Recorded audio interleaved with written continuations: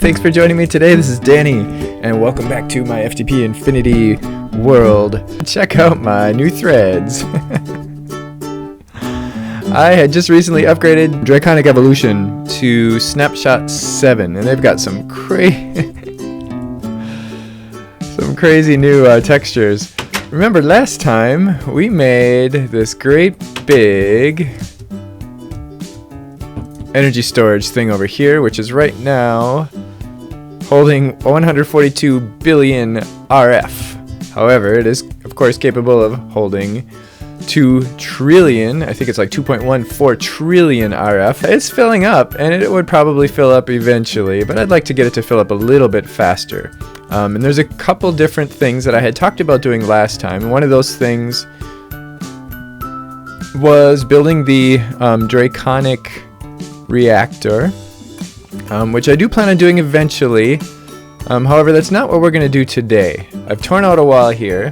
This is my power plant area, and I tore out a wall next to my big reactor because we are going to make, and I also broke it, we are going to make ourselves some turbines today. Some huge turbines, and I'm also going to make my big reactor a little bit of a big reactor. Because I want to make it a little bit more efficient. So let's just try to remember these numbers. 6.23 KRF, 1.1 millibuckets per tick of fuel, of yellorium fuel. So if we put these guys in here, it turns back into a big reactor, except now, instead of producing RF, it's going to start producing steam. So we have to pump some water into this guy, and grab our wrench. We're going to set one of these guys to input and one to output, and we're going to have water going in and steam coming out, and then we're going to have a big, huge turbine. I'm actually going to build this thing right into the ground so that we can just walk right on top of it and look down into it and see the blades spinning and stuff. And that guy will be producing a lot more RF. We're going to actually end up making 3 huge turbines. It's going to be a lot of work to build these guys. But what this is going to allow us to do is produce a lot more RF, and we're going to be using a lot less yellorium, so that our fuel will be stretched much further than it is being stretched now, and we'll fill this guy up a lot faster. Right now, this guy is definitely not running at maximum efficiency for 2 reasons. One, because it's passively cooled, meaning it doesn't have a turbine, so it's just producing RF directly. When you use a turbine, you can multiply the RF production by about 10 times. And 2, our cooling system is not very efficient. So I'm going to try to explain this in plain English for those of you who don't have your head around the way big reactors work quite yet. These reactor control rods, they emit a certain amount of heat and a certain amount of radiation.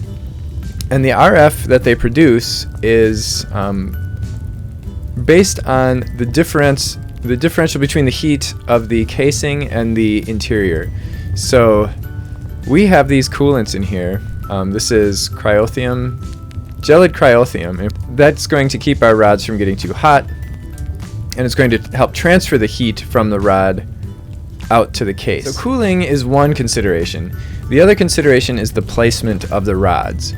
Now the rods emit a certain amount of radiation, and they do it in the 4 directions, north, south, east, and west, but not diagonally. And they improve each other's efficiency. So 2 rods next to each other will actually be more efficient than 2 rods, for instance, on opposite ends of the reactor that are diagonal from each other. So as you can see, this is a pretty inefficient setup. If we were to actually just take the blocks that we have here and change nothing except reconfiguring this to be like a plus sign rather than an X like it is now, that would actually improve our generation quite a bit. It would improve. I can't remember how much, but I did some testing. I did a lot of testing in a creative world to kind of figure out how best to make an efficient setup here without having to change too much, because of course there are ways that we could multiply the efficiency of this thing many times over, but we would have to completely reconfigure everything. There's basically two different things that you have to think about with the coolants: how well they conduct heat and how absorbent, what their absorption rating is. And something with a high, like the best heat conductor is resonant ender. However, it also has a very high absorption, which means that it will interfere with the efficiency between rods. Gelid cryothium has a very high heat efficiency, but it has a lower absorption rate, so it doesn't interfere as much with the rods. So one of the things that we could do, besides changing this into a plus sign, to make this a lot more efficient, would be to make it bigger, wider, so we could add 2 blocks in each direction, but keep the same number of rods, have gelid cryothium in between the rods, in the center part, touching the rods, and then have resonant ender on the outer edge. I've got all the fluids in there, and it was a little tricky to get them all in there. They like to mix with each other and end up going in the wrong places. We should have a much more efficient reactor now, even for generating RF. And we are now producing a lot more RF. We were producing, what was it, 6,000 or 7,000, something like that. Now we're producing 9, and we're using less fuel.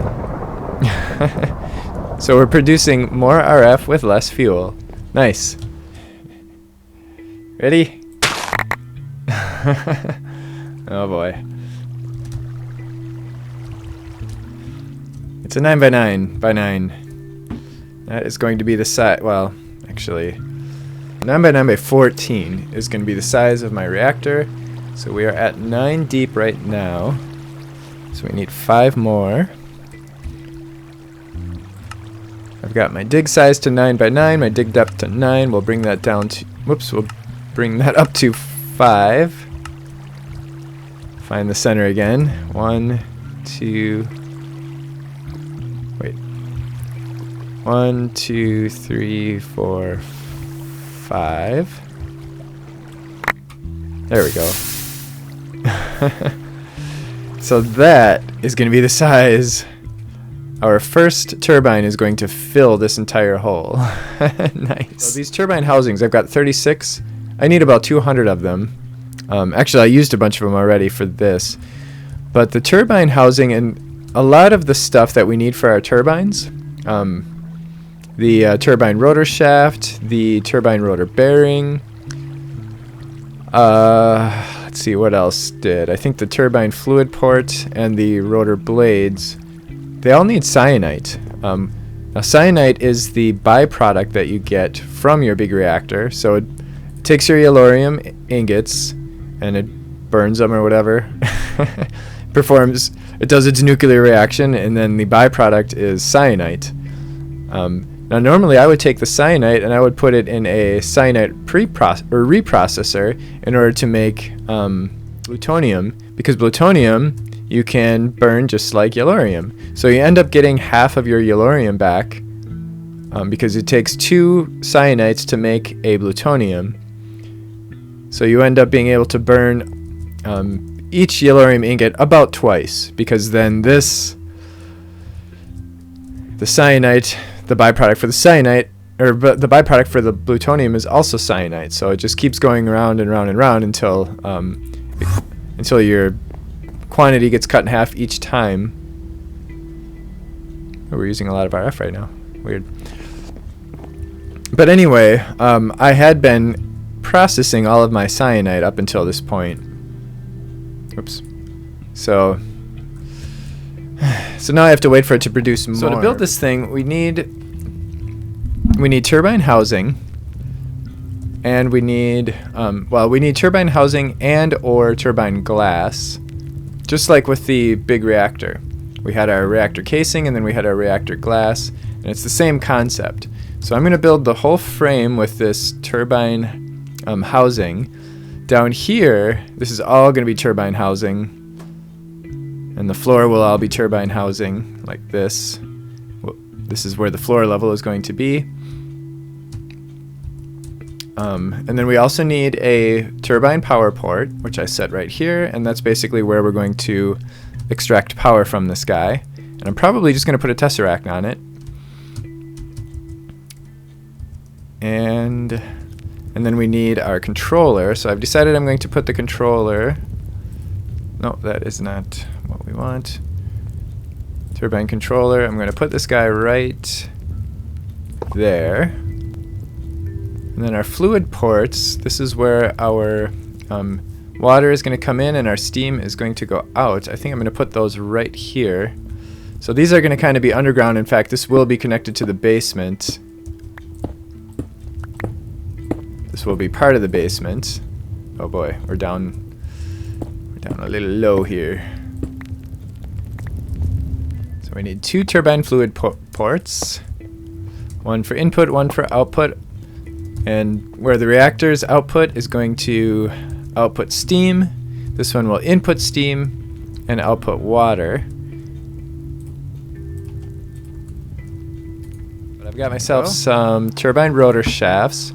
The rotor shaft goes right in the middle. Let's see, 1, 2, 3, 4, 7, 1, 2, 3, 4. So right there should be the middle, and all the way up the center of the thing. This is what? Oh, that's weird. I don't know why it suddenly changed colors, but okay. Finally got all the blocks that I need. And a lot of time has passed. I've actually eaten supper. Not only have I eaten supper, but I upgraded my power building a little bit. Just a little. I actually had time to do all this building. I still have a few windows to finish and a couple other finishing touches, but yeah, I actually managed to finish this. So here is the reactor, here is the turbine. We have a turbine rotor bearing at the end of the shaft, and then attached to the shaft we have 2 things. We're going to have these turbine rotor blades, and then we're going to have some kind of metal to as a conductor, basically to generate the electricity. So in this case I'm using Ludicrite. Ludicrite is a big reactor block. It is quite expensive, but it is the most efficient block for... There's actually 2 ways to make it. You can make it with another star and 2 blocks of emeralds, and then 4 plutonium, and then 2 ender pearls. Remember, plutonium is the stuff that we make from our cyanite reprocessing thing. This guy, our cyanite reprocessor, this makes plutonium, which we can use as fuel, just like yellorium. And then, of course, and we could also use it in crafting recipes. So this is for each block. Or you can do 2 Enderium, and then you don't have to do the nether star. But of course, Enderium is quite expensive as well. And then 2 blaze rods. So I went the Enderium route just because I had auto crafting for Enderium, and I made 20 Ludicrite blocks. Now this particular turbine, as far as I know, based on my research and my testing, this is the maximum, most efficient, highest output turbine you can make. And the reason for that is because there's a limit to how much steam you can input into a turbine, and that limit is 2,000 millibuckets per tick. So this turbine will maximize the 2,000 millibuckets per tick. So we have 20 Ludicrite blocks. Those go on the opposite end of the turbine rotor bearing. Now you can also use iron, gold, or nearly any other metal. And for the most part, the cheaper the metal, the less electricity it's going to produce, but it's also going to produce less drag on the shaft. So here's where the balancing act comes in.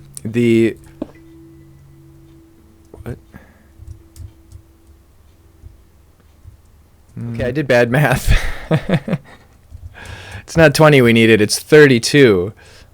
So we're going to end up with four rows of 8. So so I have some auto crafting right now.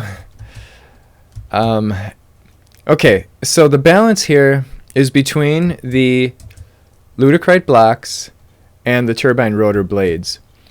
So each rotor blade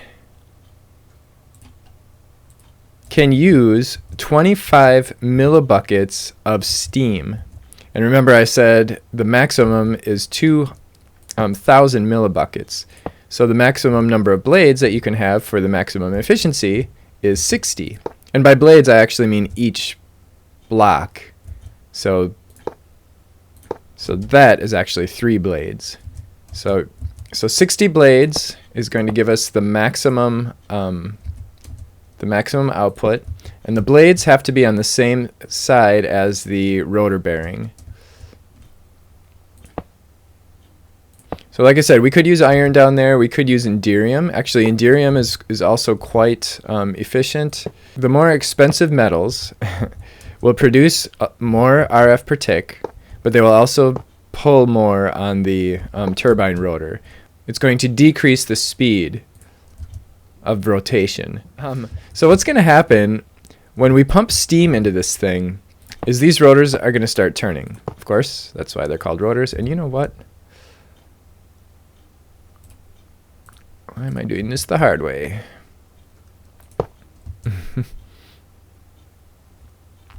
Oh, too bad it doesn't reach the ends. If we had a super builder's wand, it would.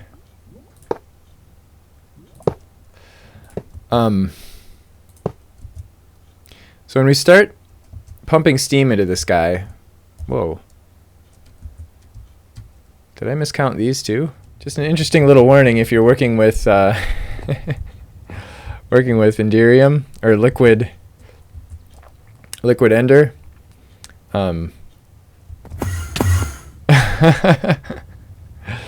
It randomly teleports you when you land in it. It also randomly teleports objects. So like I just broke the reactor glass. It teleported it somewhere. I have no idea where it is. It's gone. It's probably someplace close by, but who knows? Could be anywhere. Right, we're ready to crank this thing up. So I made a few changes.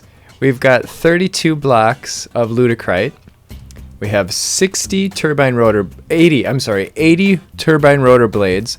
I was actually able to make this thing smaller. It was 9 by 9 by 14. I now have it at 9 by 9 by 16, which means fewer blocks. I ended up with a stack of turbine housing. Exactly a stack. Okay. Now, yay, it's a multi-block, it's a turbine. So what I did over here to our reactor is I added 2 ports, a reactor coolant port and a reactor coolant port. They're both the same, except I hit this one with a wrench to make it output, and I didn't hit this one with a wrench because it was input by default. So I've got, I have an aqueous accumulator down here, and I think it's just the basic one, so it's really slow. So what's going to happen is steam is going to come here from the big reactor. The water is then going to be output back into the big reactor. So this thing, this aqueous accumulator, really only has to get this thing started, because once it gets started, this thing is going to take the steam and it's going to convert it into water. It's going to send it back to the big reactor, which is going to convert the water to steam and send it back to the turbine. I got some super laminar fluid ducts pumping water into our reactor coolant port, and the water is coming both from our aqueous accumulator and from the output of our turbine. Nice. Okay, so the turbine is on, the reactor is not. Alright, so we're going to turn this guy on. Now this guy is capable of producing a lot more steam than this thing can handle. So, which is why we're going to make 3 of these, although I'll do the other two off camera. We really only need to step through one together. And then I'll show you what I got when I'm done. Alright, we are now producing 2,000 millibuckets per tick. Yay! Which is the maximum this guy can take. I actually have our fuel rods inserted at 69%. And it's still producing enough steam. We are using, remember at the beginning how many millibuckets of fuel we were using? We are now using 0.35 millibuckets per tick.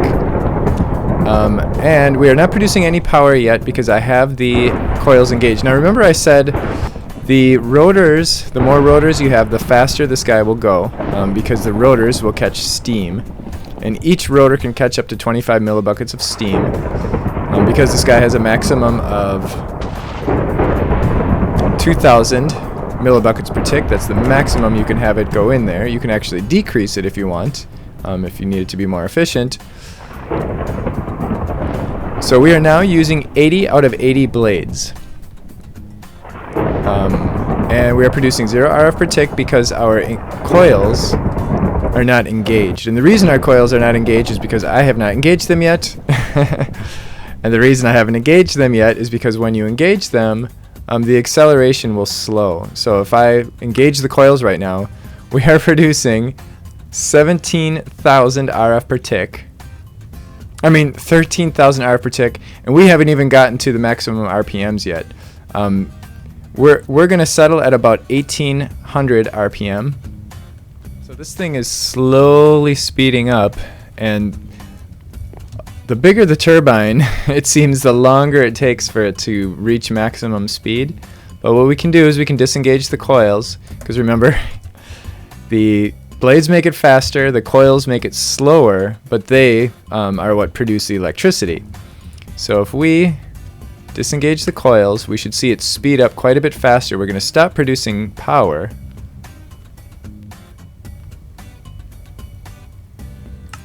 Alright, so we'll engage the coils. And now we are producing 28,000 RF per tick. And we are using 0.34 millibuckets per tick. Now, do you remember at the beginning of the episode, I showed you this reactor. It had the same number of rods it has now. So it was basically the same capacity, this same, it could burn the same amount of fuel. And it was burning 1.1 millibuckets of fuel per tick, and it was producing what, 6,000 or 7,000 RF per tick. And then we reconfigured it. We made it bigger. We added the coolant on the outside, but we still didn't add any control rods. And then it was doing like about 1 millibucket per tick, and it was about 9,000. And we were producing what, about 9,000 RF per tick or so. Now we're using 0.34 millibuckets per tick, and we're producing 28,000 RF per tick. And we've got our fuel rods, our control rods inserted 69%, which means we're only using 31% of the capacity of this thing right now. A couple of days have passed since I last checked in with you guys, and I have everything set up. We've got our reactor now producing 6,000 millibuckets of steam per tick. It is using 0.89 millibuckets of fuel per tick, so less than it was at the beginning of this episode. I've got my fuel rods in about 5%. So we could actually produce a little bit more steam and make another small reactor, but I've got this reactor. This is the first one that we built together. I then went and built this one, which is exactly the same, and if you look down there, you will see that there is another one. There's a third one down there, and it is exactly the same as these two. And my specs ended up being a little different than what we started with. We are producing just over 28,000 RF per tick with each one of these. So nearly 90,000, about what, 85,000 RF per tick or so, which amounts to about 1.5 million RF per second. So if we look at this guy, you can see how quickly those numbers are going up. We have 330 billion RF in this thing right now. We've already doubled, more than doubled what we started with. And it's going up pretty quickly. But down here, and I'm going to clean this up a little bit at some point, but this is our third reactor. Our third turbine. It's down here underneath this one. And what I ended up doing is using a dimensional transceiver. Now the dimensional transceiver is a lot like the Tesseract. It has almost exactly the same functionality, but it's a little bit, well, it's quite a bit more flexible. So if you remember, we were having a little trouble getting the Tesseracts to work up there because it kept pulling the wrong fluids, because we had like 3 fluids in that channel. What's really nice about the dimensional transceiver is you can have different channels for different things. So we are sending power on source power. Actually, we're not really receiving power, but we could be receiving power from main power, which is basically that. That's our main power. But then we have another dimensional transceiver up there that's pulling from source power. And then here we've got 2 different fluid channels. We're sending on the water channel. I called this channel water. And we're receiving on the steam channel. And what's really cool is you can also configure it so that it will only input or output on whatever side. So we're having it so that it's only pulling water into the Tesseract over here, and it's only pushing from the steam channel over here. Great about this thing is we really don't have to worry about water ending up over here or steam ending up over here. It's only because we can explicitly control what it's going to pull and what it's going to push. So now, we could have these turbines anywhere. We could have them in different dimensions and have this same setup, and it'll pull steam from our big reactor, it'll push water back to our big reactor, and it'll send RF to this guy. But then over here we've got kind of the opposite going on. So we've got our dimensional transceiver here, and then we've got the opposite. So we're sending on channel steam, we're receiving on channel water, and we are, pulling on the side and pushing on the side. 9 by 9 by 13. That's the external dimension. And the total number of blocks on the outside, the total number of external blocks, is 360.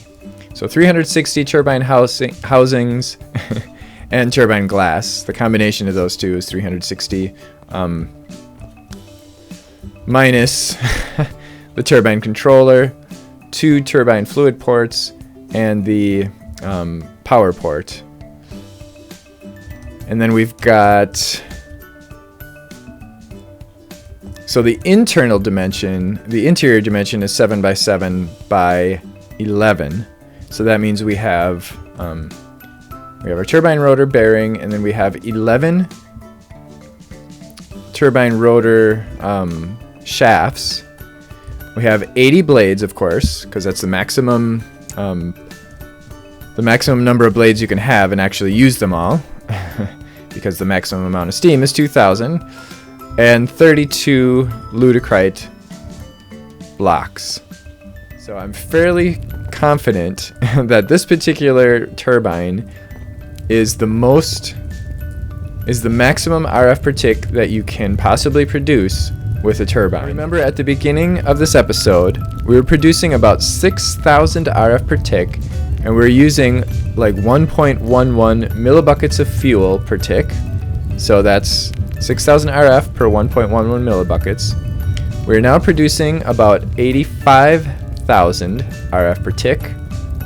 85,000 RF per tick compared to 6,000. And we are using about 0.9 millibuckets per tick. 0.89 to 9 millibuckets per tick. So we're using less fuel per tick, and we're producing more than 10 times as much RF. So that is pretty cool. I would say that this has been a very, man, that stuff is hard to look at. That armor. this has been a very successful session, although it's been more than one session for me because there was actually 3 sessions involved because I had to wait for the cyanite to be processed so that I could create the other 2 reactors. But yeah, we are on our way to filling up that great big huge storage behind us. I hope you enjoyed this. If you have any comments, please leave them below. If you have any questions about any of this stuff, about big reactors or anything else, feel free to ask them below, and I'll do my best to answer them for you. I've spent a lot of time researching this stuff and playing around with it and testing, and oh, that's really big too. I wonder how big the thing is when you throw it on the ground. Look at that. That looks cool. It like stands up. It's almost as tall as I am as an item. It's so big. Anyway, that's enough. I'll see you next time. Thanks for watching, and don't forget to click the like button if you enjoyed this. Bye-bye.